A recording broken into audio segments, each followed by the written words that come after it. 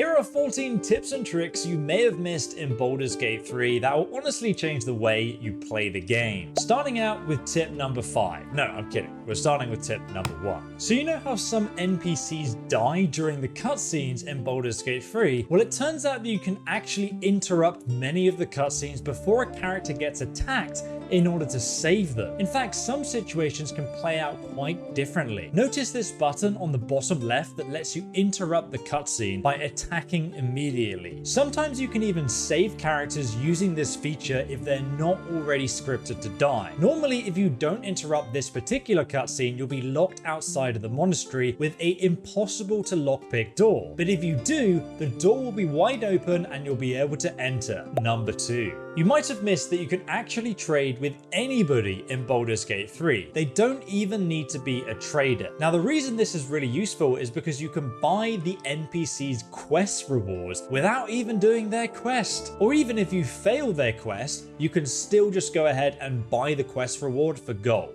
To do this, open the dialog screen and at the bottom left, you'll see a symbol with a hand and some coins. If you click on this, it will then open up the trade menu. It's not available for every single NPC, but it is there for most of them. And some NPCs have nothing useful, others will show you their quest items, or you can just check what they have before you pickpocket them. Tip number 3. You can really mess with the AI in Baldur's Gate 3. Firstly, just position your party inside any room, and then you can just open the door so your companions can range attack any enemies outside, and then before the end of your turn, just close it again so enemies lose line of sight, and then they won't be able to attack you. But melee enemies will still try and run you down, open the door, come in and start battering you. So make sure that you have a crate in your inventory and position it directly in front of the door. And this basically acts like an impassable barricade. So they'll only be able to stand on the other side while you carry on pelting them with arrows like Boromir from Lord of the Rings. An effective strategy. Next, we have a tip for parties who don't have rogues in them. So this tip probably applies to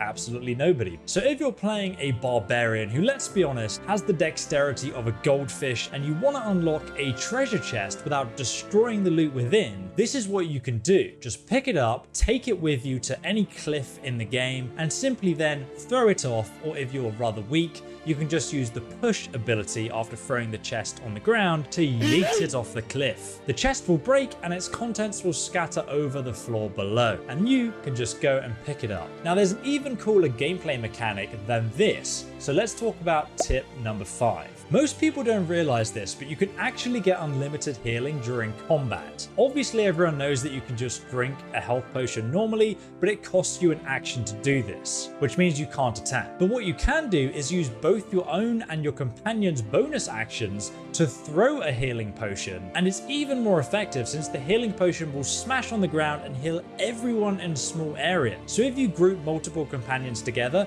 they can all be healed at once, meaning that you get even more use out of each health potion. But for unlimited healing, have your mage cast Veil of Blades and then just drop healing potions into it, and they'll smash and repeatedly heal you. And dropping items doesn't count as an action. Tip number 6. This must be the most effective item in Baldur's Gate 3. Whenever you start combat, enter turn-based mode and then group your party and just throw a potion of speed on the ground. Your whole party is going to get hit by the splash damage of the potion, and that's going to give them +2 armor class, advantage on dexterity saving throws, and double the movement speed. And they also get to take 2 actions per turn. And did I mention this effect lasts for 3 turns? It's so broken and powerful, giving your entire party this buff. I mean, imagine if you'd used an even more powerful potion than this. Tip number 7. This is why I pick up multiple boxes in Baldur's Gate 3. Any crates that you find in the environment, just go ahead and add them to your inventory, and then you can just drop them and start stacking them up on top of each other. And then if you right click and climb on top, your character will then climb on top of them to gain an advantage on any range attacks. Some people may consider this unnecessary and a waste of time, but they haven't seen Star Wars. Number 8. They just added this new feature to Baldur's Gate 3 that saves you so much time. Just hold down shift and then you can now select everything individually. Select the items that you want to organize, like your scrolls or your sellable loot, and if you actually click the items that you want to sell specifically, and then right click and go add to wares. Now when you visit a merchant, you can click on the trade tab at the very top in the middle, and then a button appears at the bottom that just lets you sell all of your wares at once. Much faster than selling everything individually one by one. You can also highlight items like food and send it to your camp, companions, organize it into chests, or even drag them onto the floor, but good luck picking that up again. Tip number 9. Baldur's Gate 3 is really too good for its own good because the environment is so interactable that even when you're in an underground basement, you can pick up boxes and stack the boxes atop one another, and then you can just jump over the walls to access the secret areas or get past secret passages that you can't be bothered to figure out. You can even use it to get through locked doors. You can pull the levers from the other side, having not even solved the puzzle. It is really an exploit, but to be honest, they should just install ceilings. But tip number 10 is to check out this new embroidered t-shirt that embodies the feeling you get when you roll a natural 1 in Dungeons and Dragons. You can get one for yourself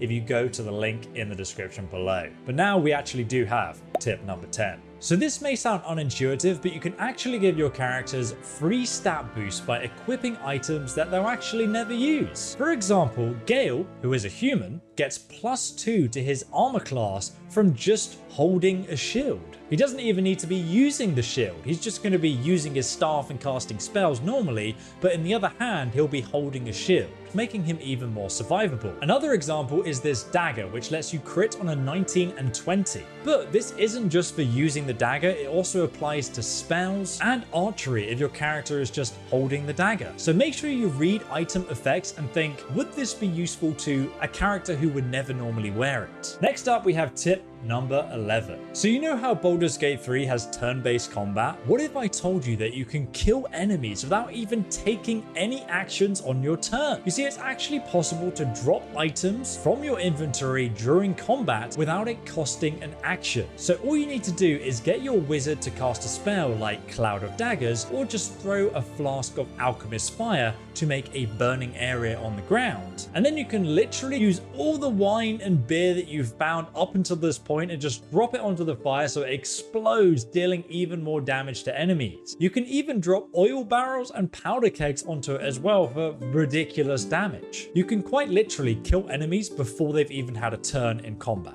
And now we have tip number 12. In Baldur's Gate 3, I like to pick up bodies, right click on them and go send to camp, where I put them in chests and store them there. For necromancer builds, these are like ammunition. I've always got bodies in supply, so I can dish them out before an encounter and then animate them to battle for me even when there are no other bodies around. I just bring my own because I am a prepared necromancer. Is that weird?